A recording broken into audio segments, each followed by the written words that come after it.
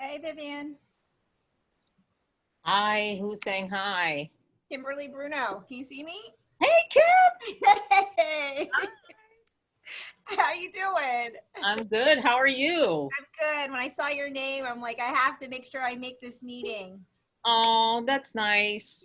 Some Yeah, support. absolutely. How are the kids doing? Everybody's good. It's a little hectic. It's I bet. lunchtime though right now, so it's okay. Are they doing e-learning at home? Yeah. Yeah. Mm-hmm. Mm-hmm. Yeah. It's like you have a nice crowd. Don't tell me. I'm just going to look at these 5 people that I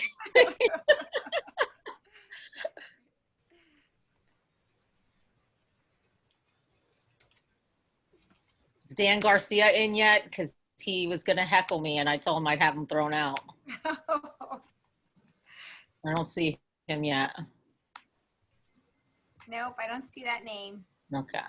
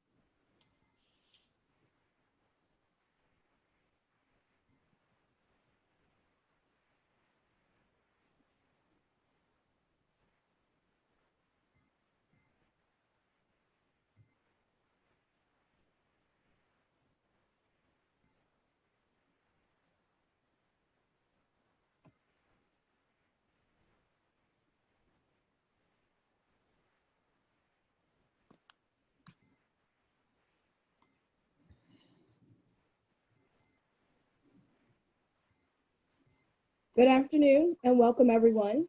My name is Adrienne McNeil and I'm the Assistant Vice President for Community and Regional Affairs at Lehigh University. And thank you for joining us today for our second version of the Community Conversations about Race. And thank you to the team for joining us today. So to ensure that individuals who are not able to join us live today are still able to learn with us, the main room in today's session is being recorded. However, the breakout room conversations will not be recorded. We plan to record upcoming CCAR sessions as well. The Community Conversations about Race is our monthly discussions open to Lehigh University faculty, staff, students, and the greater Lehigh Valley community. The discussions will vary in content and pre-work, but will all be grounded in race-related learning and open, honest communication. Topics for discussion may come from news articles, videos, books, or works of art. You do not need to attend every session to participate. Choose the sessions based on your schedule or your area of interest. So we have a large group today, so the large room is muted.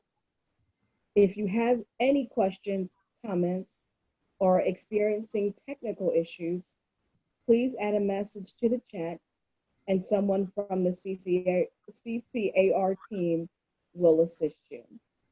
And at this time, I'm going to turn it over to Jennifer Swan, who's going to go through our visions guidelines. Thanks, Adrienne.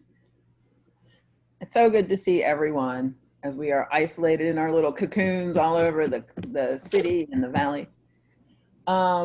Thank you very much for coming. Just to echo what Adrian said, those of you that have been to several of these events, this is just a review. If you have any questions about them, please contact me before or after. And you've received most of these questions or statements or ideas when you received your invitation and your response to that invitation. But I'm just going to go through them very quickly. The most effective way to have these cross-cultural dialogues are to follow these guidelines, which is to try on what we're talking about. Don't stay stuck in your own opinion, no matter how grounded it is in the facts that you know or the reality that you know. Try on what the other side is discussing and see if you can see a way in which your two sides have some common ground. It's okay to disagree. There's always more than one side to any argument. But do not attack or blame or shame yourself or others, especially if you are starting to give a statement. Try not to say, I know this isn't important, but it is important. We want to hear everything you have to say. Practice self-focus, practice I statements, practice both and thinking, which goes with what we've said before. Instead of but, say and. Notice process and content. The processes that we are trying very, very hard to be inclusive, and the content that we're talking about is sometimes controversial, and that's okay. Be aware of intent and impact. Many of us do things that have impacts that we didn't intend. If you've been impacted by somebody, it's okay to say ouch. That's all you have to say. And if you have unintentionally impacted someone, acknowledge it by saying, I'm sorry, I didn't mean to do that. It's that easy. And the final thing is maintain confidentiality. This is incredibly important because we want people to have a real sense that they are in a safe space where they can speak their minds. This is the only way that we can actually learn who and what is going on in our community. So if you want to discuss what happens here today with people outside of those that are in the room, you are free to do that. But please make sure that you don't attach people's names to those things, especially if they're controversial or don't agree with your position, so that you're not calling this person out of the safe space where they felt like they were able to speak. Okay, thanks. Adrian? I'll hop in. So, hi everyone, my name is Carolina Hernandez. I'm an Assistant Dean of Students and the Director of the Community Service Office. And I am so proud and grateful to have the opportunity to introduce our presenter for the day. Her name is Vivian Robledo. I'm going to give a quick short bio on her, but if you want to talk, I can give you the long story at some other time.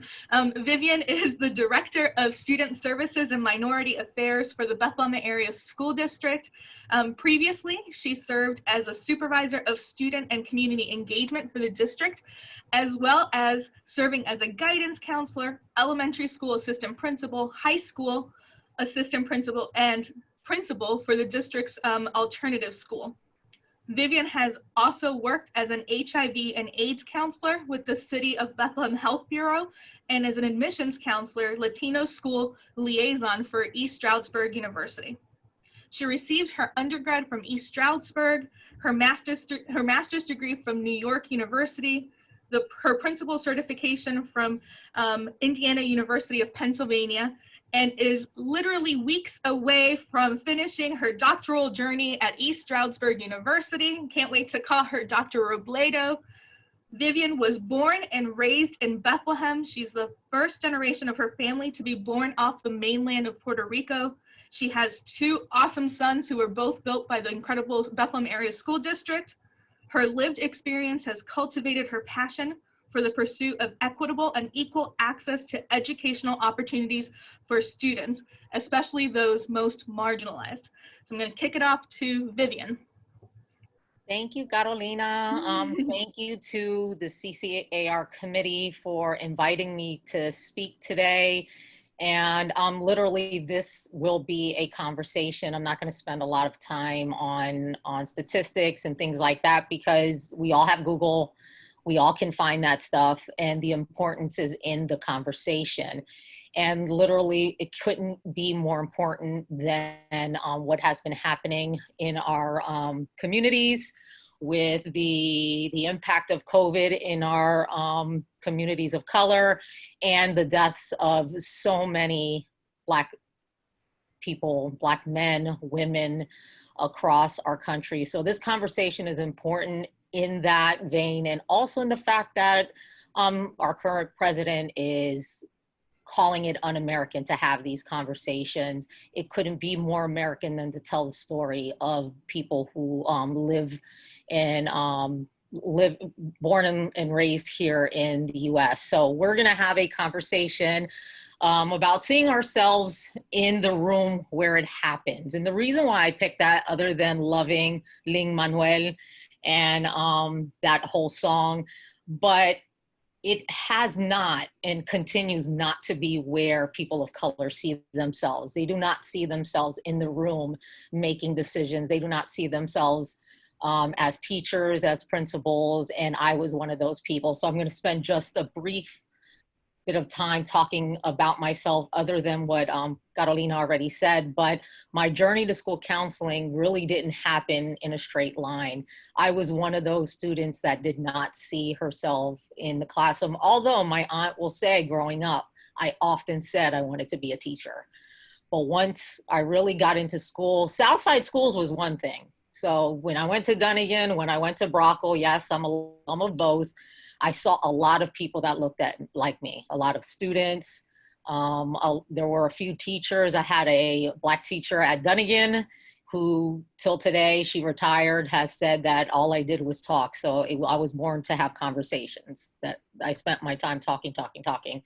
And I had a Latino teacher as well. So I saw myself a lot. But then when I crossed over to the other side of the bridge and went to Freedom, I didn't see myself in a lot of that. So my journey was, I'm not going to be a teacher. I wasn't even going to go to college. So I applied to ESU and that was it. And if I wasn't getting in, I wasn't getting in. And I decided to go for business, and then that didn't work out after I graduated. But my journey to becoming a counselor was when I didn't see a lot of kids while I was an admissions counselor wanting to be in education, to seek a degree. And that's when I went back to NYU to get my school counseling degree, so that I can be in the room to make it happen for a lot of other kids.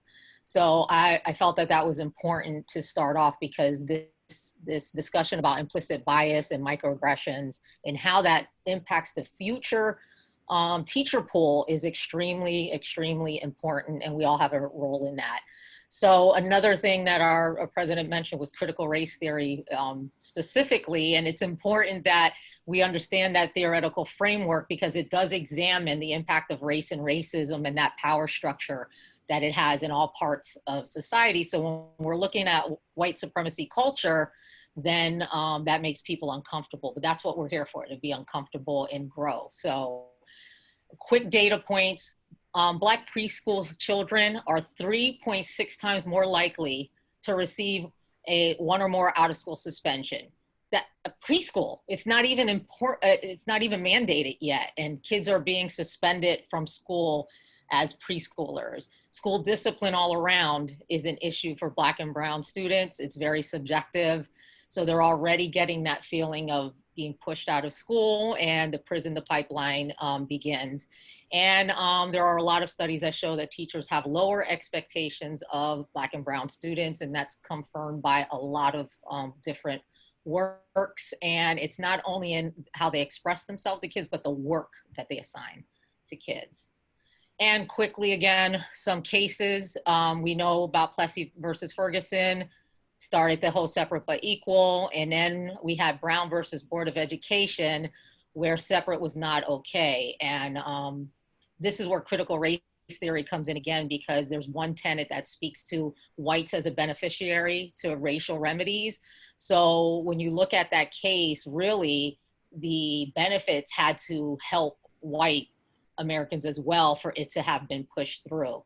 So that's important. But even before that, a lot of people don't know about Mendez versus Westminster, California. That was in 45 and then appealed and stuck in 47. But it only applied to California Mexican children, and they were not allowed to be segregated. So they were allowed to go to other schools, and it paved the way for Brown because Thurgood Marshall was involved and he wrote the briefing for that case that then was the foundation for Brown. So that's just the foundation of our discussion today. And before we head to breakouts, another critical race theory tenet is counter stories. So what you're going to hear, I'm going to share a video with you, is a counter story. So majority stories are what we mostly hear about and is mostly the basis of decisions that are made in schools. But there are counter stories, right? Our lived experiences as Black and Brown students at one time and now professionals that we need to put value in, because it'll help us understand what our students are currently go through. Talk to the babies. That's what I heard often in some conferences. Talk to the kids and you'll understand what needs to be changed in our schooling system. So I'm gonna pass it back to Caroline so she can play this video, and then we'll share what the breakout discussion will be about.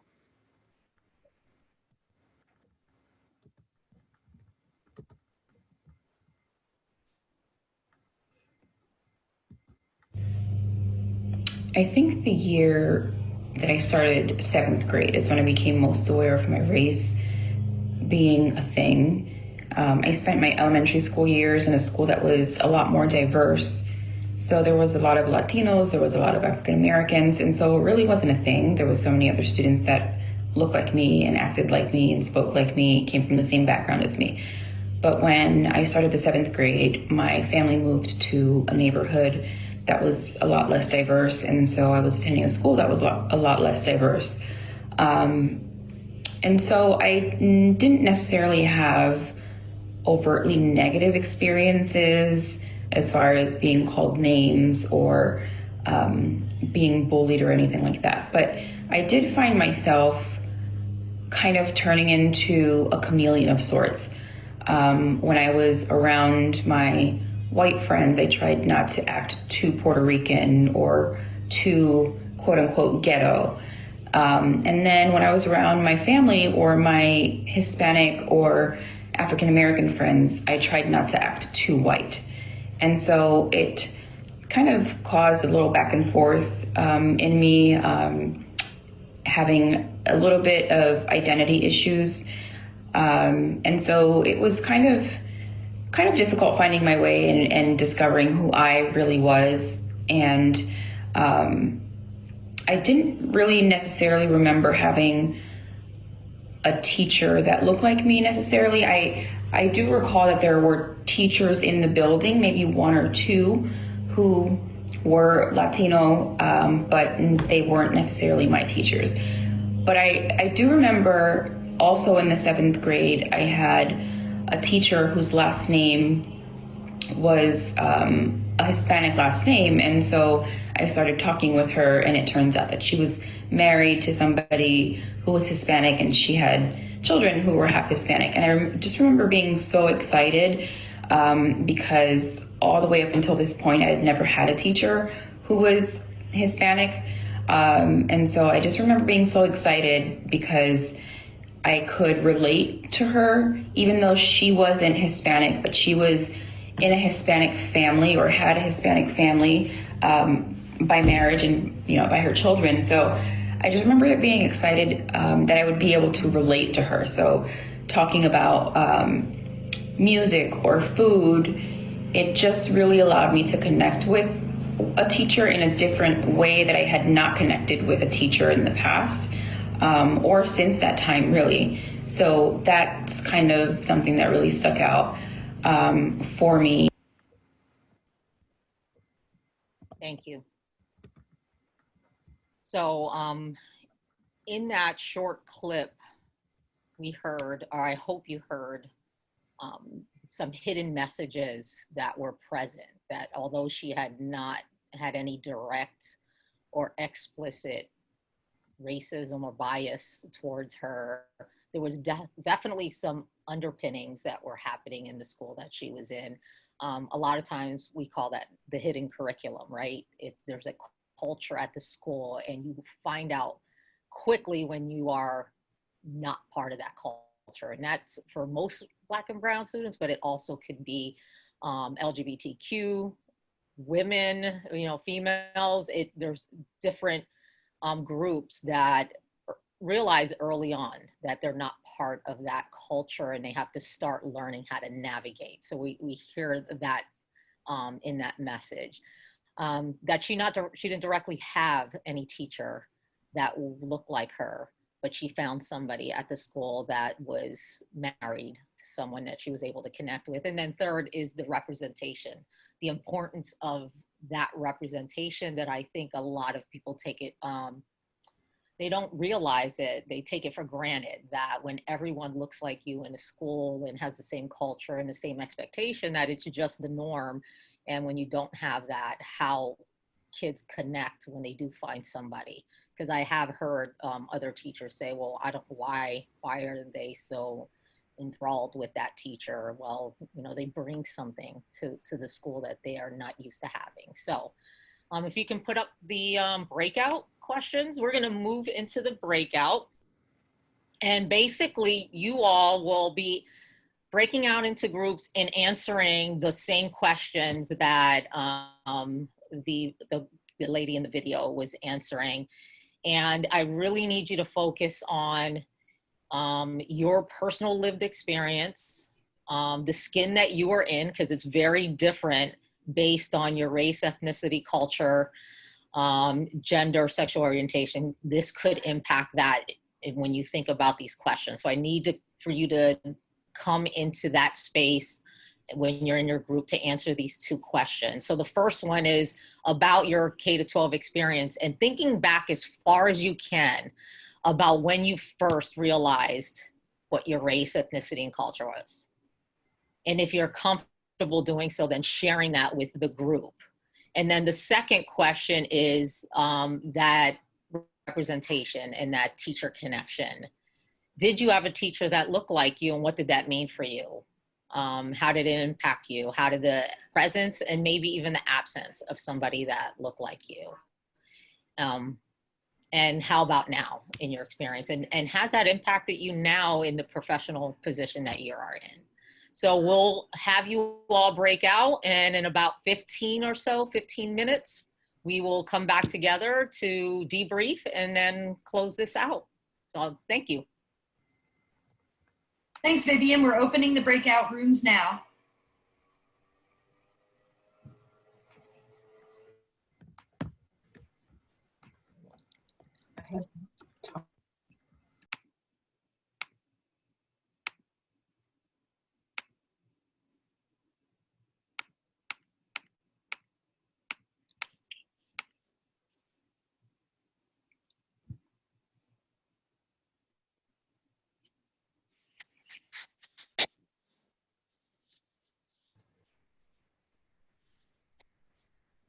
We still trickling in?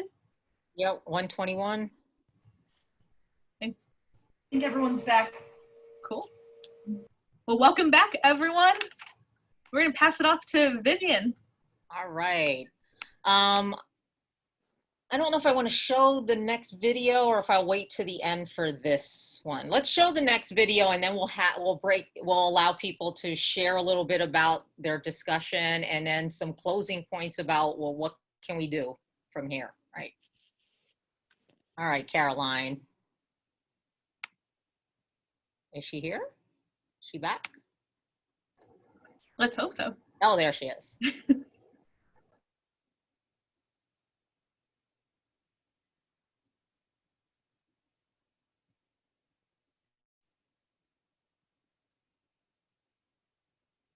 Uh-oh.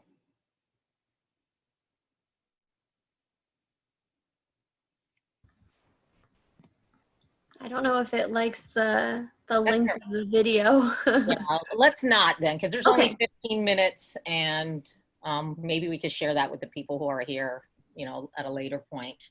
Okay. That circle of death right there. All right, so we're going to jump into maybe having some people share if you're comfortable in sharing and what your discussion was, some key points or some aha moments that are making you think for when you leave here. Anyone?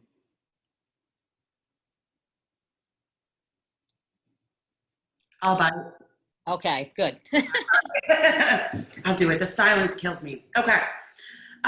So I thought what was really interesting in our room, and I'm not going to say any names or anything, but just what was interesting is we all had very different experiences. And it was really interesting to hear how it was almost like some of us had to take a step back and be like, did I have a teacher that looked like me? Or did, you know, and for some of us, it's been a little longer. So since we've been in K-12. So I thought that was pretty interesting. And then taking a step back and thinking about, well, what would it have been like had we had a different teacher, right? So one of the things that really sticks out in my mind was a student very wonderfully shared, having teachers who looked like her encourage her.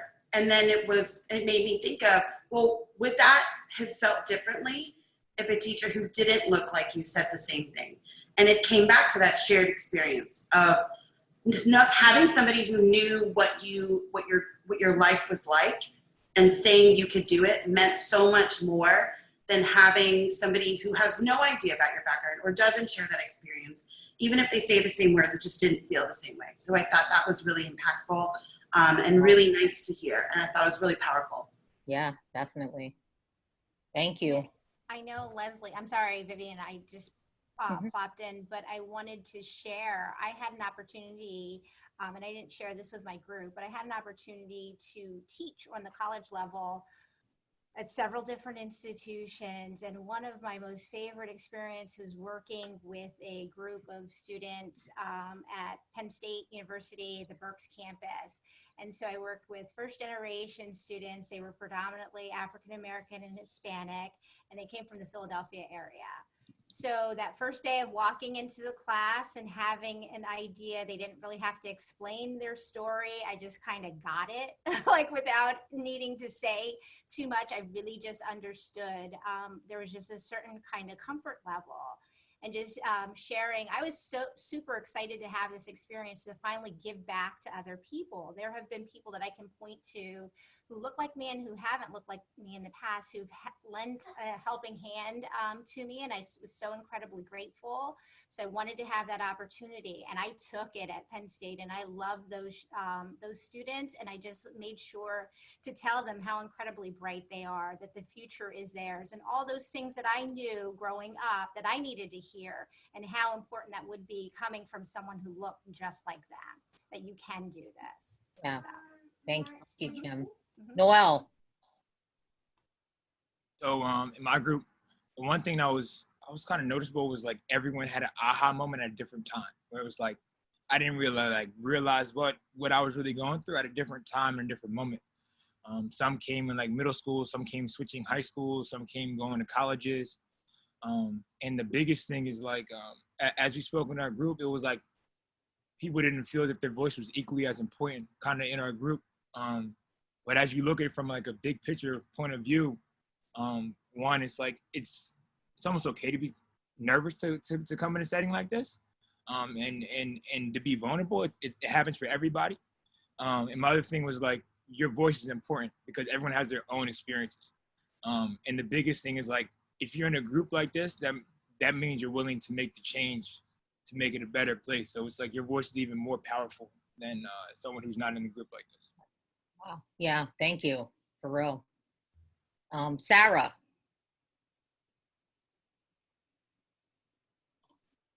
Hi, so we had a group that actually shared a lot of the same experiences, but I'm sitting in a room that has my high school yearbook because I was really struggling to think like, I kind of flipped the question on its head, and it's like, I've always had teachers that look like me, always. They've always been white. A lot of times they're women, but I'm like, did I ever have any teachers that didn't look like me? And the answer is no, because out of 181 teachers that were there in my senior year, there were 2 people who visibly looked different from me.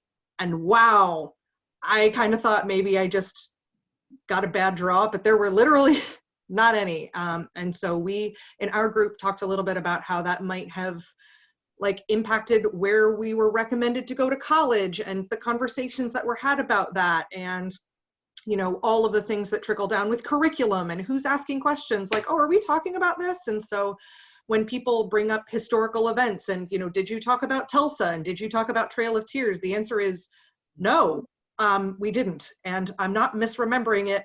I'm not, you know, like just forgetting that lesson that day. I genuinely don't think it was ever discussed. Yeah, and that even happens with our ESL students that come from other countries, right? When history is the hardest subject for them because we are so one-sided. It's not at all an explanation of history. It's how I tell it as the conqueror of the situation. And our students that come from any other area are like, yeah, that's not how we learned it in school. So it's quite interesting. But Brett? Yeah, I just wanted to touch on something from my perspective. Like the first question was, I didn't really have to confront that question growing up K through 12. And I realize now that that's my version of white privilege. The fact that other people who don't look like me have to confront that at such an early age. So this is something that I'm aware of now. And I want to make sure that, you know, being a new father, I want my daughter to be aware of that at an earlier age. So that way she and I and my wife can make changes going forward. So that was something that was big to me. And, you know, I had aha moments throughout the time, but confronting it today is good. And certainly uncomfortable to share that, but, you know, certainly willing to make the change going forward. Well, thank you for sharing that. I've used this in other groups, and often the white members of the group talk about when they notice someone else's experience of that it came up. And I have to say, no, I want to know when you realized that you were white. And they often like, wow, you know, I never really had to, you know, it's just the way schooling is, the way we live our lives is often not having to stop and think about that. And that's why hidden curriculum is really important to talk about in our schools. What is the culture of our school? Lehigh University, what is your culture? What are the do's and the don'ts that are not actually being said, but are being said, right? There's race talk happening without even opening your mouth. So those are the things we need to be aware of. Debbie Bird, would like to share?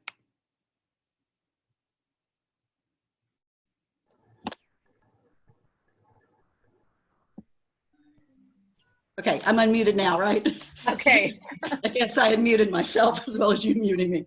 The four of us in our group were all white, and for most of us, encountering a more heterogeneous school population occurred in junior high school or even in college. Two members of the group were Jewish. One talked about going to a public school but living in a Jewish neighborhood, so that most of the other students and teachers there, were Jewish. Another went to a Jewish school. I talked about growing up in rural West Virginia and my family moving to Fort Lauderdale, Florida between 7th and 8th grade and going from an all-white community to one more racially diverse. Another person was Catholic, went to Catholic schools, including a Catholic college. And so, none of us really had to think a lot about issues of privilege or of racism as it personally impacted us. Something that came up that we talked about that hasn't been touched on yet, though, is about how important it is for white people to be actively anti-racist and to bring issues of race and homophobia and all the other isms and phobia into, in my case, the classroom, but in other environments, and how challenging that is, how scary at times, how risky, and yet how essential it is as well, even if we stumble and make mistakes at times or unintentionally say something awkward or offensive, we are at least engaging in the conversation. Absolutely. Yes, thank you. Vinay, am I saying that right? Vinay Berger? Yes, hi. Sorry. Hi. I've been in and out a little. I work at the health center, so we're still seeing patients. But I thought that question was really interesting about when you first noticed your race, when that became an issue for you as a person. And for me, my experience was so different because I'm a white person, and I was born and raised in inner city Baltimore, which was really pretty segregated actually, but we were kind of in the middle. And I went to a predominantly black school. I went to predominantly black schools all the way through until college. So my experience was probably a little different than many other white people, where I was one of 3 and then eventually 2 white people in my entire class. So it was probably very much, I think it probably was different than learning your racial identity in a primarily black and white environment if you're a black person. But the school, it was in the 60s. I was born in 68, so I'll just put it out there. And there was a lot of, the school being a primarily black school and had a black principal, and frankly, I think the vast majority of my teachers were black women, and there were 2 white teachers. So it was just something, I knew I was white, believe me, that was identified pretty quickly. I also knew I was of the race of people who did most of the oppressing, which was hard to take, but is history. And so it was an interesting way to grow up, I think, for me. And when I went to an arts high school, which was very ethnically and racially mixed. And then when I went to college, I went to a large university with a lot of white suburban students. And although I was a white person, I'm half Jew, half Protestant, I grew up in a very diverse background. I never felt like I belonged anywhere really, necessarily.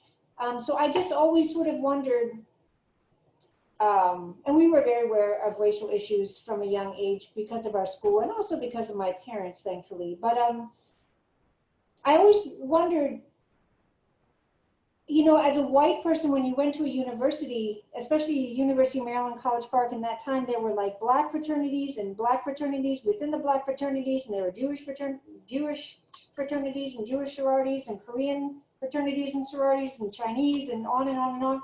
And it was really such a segregated,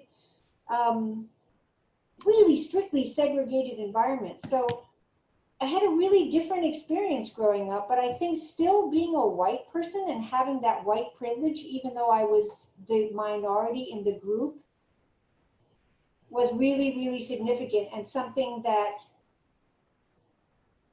I have increasingly become aware of as I live in this world and as an adult. So thank you. Thank you. I think we'll take John and then we'll do some closing. We're almost at 1 o'clock. Okay. Thanks. So something that occurred to me is that I, in answering this question, I thought about a teacher who I hadn't thought about at all until just today. And I have gone back into my mind prior to this to think about the first Black teacher that I've had. And so it was interesting to see that difference of talking about race in the abstract versus talking about race as a personal thing, and really like encountering a memory that I hadn't encountered in a long time. And then the kind of the last takeaway I had from it was that it's unfortunate that children are asked this kind of question earlier on, and then we have to reflect upon it now, 20, 30, 40 years out. And I wonder how different my school experience would be and how different I would be as a person if I had that realization, of both my racial identity and the lack of seeing that in the people who were my authority figures. going forward. And so, I work with middle schoolers now, and I'm wondering how their lives will be different if I ask them that question at this point in their lives, as opposed to now for me. Right. Do it. I know here in the district, we are having these conversations early. We're having them with teachers, we're having them with administrators and our students, because it matters. We need to know what our kids need. And a lot of times we say, well, they're too young, they don't really know. They know a lot more than we give them credit for in the age that they're in, and we need to value that conversation with them. So thank you to everybody who spoke. In closing, what can we do, right? What can we do? We know that the teacher pool is mainly white females. We know that. The administration pool is mainly white males. We know that. I'm doing my research on race talk and culturally proficient leadership practices, and most of the people who responded were white males. So what can we do? Sally in the video talks about, she found somebody who was married to somebody who was Latino, but understood a lot of that. So it's not absent of, right? Because you're not Black and you're not brown doesn't mean you can't be valuable to students that are Black and brown. You need to be. There's no debate about that. You're in front of them. So we need you to learn how to be, if not already, advocates. We need you to be co-conspirators. We need you to be allies. And someone mentioned that it hadn't been mentioned yet, but anti-racist, right? And how do you pose these questions, and how do you get into conversations with people that you hear being biased? And it's as simple as causing the pause in the moment to make them think about what they're saying. So you don't have to say anything brilliant or really bright, but just pause them in the moment and ask them, what made you feel that way? Or that's not my experience. Where did that experience come for you? And it makes them stop and think. So we need to be able to do that. We need to grow our own. We have a track in high school where we're starting to have kids look into education, and we need to invite them back, to become teachers when they go away from us. Lehigh, you have school psychologists, you have administrators. You need to have these conversations and start being culturally proficient and responsive if you aren't already. I know a lot of the work is happening at Lehigh. And Bethlehem in general. Somebody was in my group that oversees Zollner, and talking about bringing acts and conversations that we can go deeper in. Bethlehem in a total needs to be much more culturally responsive. We have a mixed group of people here, and if you want them to stay here and you want others to come and work here, then we shouldn't have to go to New York and New Jersey to find social events that are interesting to us. So these are different ways that as a community, we can work on this while we work on hiring more. And this is really important because, as Black Panther, as Chadwick has taught us, that representation matters. His death was huge for a lot of people because it was the first time we saw someone that looked like us in that kind of a role in the whole movie. So I hope you gained something from this. It was great for me. I struggled with not feeling nervous about it, and I'm glad that we had this conversation, and hope to see you all in the next ones. Anything in closing, anyone? Jennifer's up for closing. All right. Oh, yes. Oh, well, you did a wonderful job. Thank you, everyone that participated. That was really, really, really nice. Let's give ourselves a hand for doing that. Very challenging conversations that everybody made. And thank you. Let's thank Vivian, who did a wonderful job. Thank you. And Tara and Carolina and Adrian, who put the whole thing together. Thank you very much. If you have suggestions that you would like to send to us for next topics, please do that, or speakers or videos or books. We're compiling those and putting them together. Where is the survey? Did we send that around? Where is that? Here it is. Please take the survey. It's very important so we can let people know why we're doing this. And we didn't have a way in the survey of capturing everyone's opinion or everyone's comments or thoughts. Please feel free to send those to all of us. Any one of us that you have seen here, we have the slides in the beginning that has everybody's name. I'm Jennifer Swan. Carolina Hernandez, you may know, Vivian. Please feel free to reach out to us if you have a comment or a suggestion or a thought so we can do better every time we do it. And watch for more of these and invite your friends. All right? All right. And have a great day. Bye, everybody. See you. Vivian, you crushed it. Thank you. That was awesome. Vivian, you did a great job.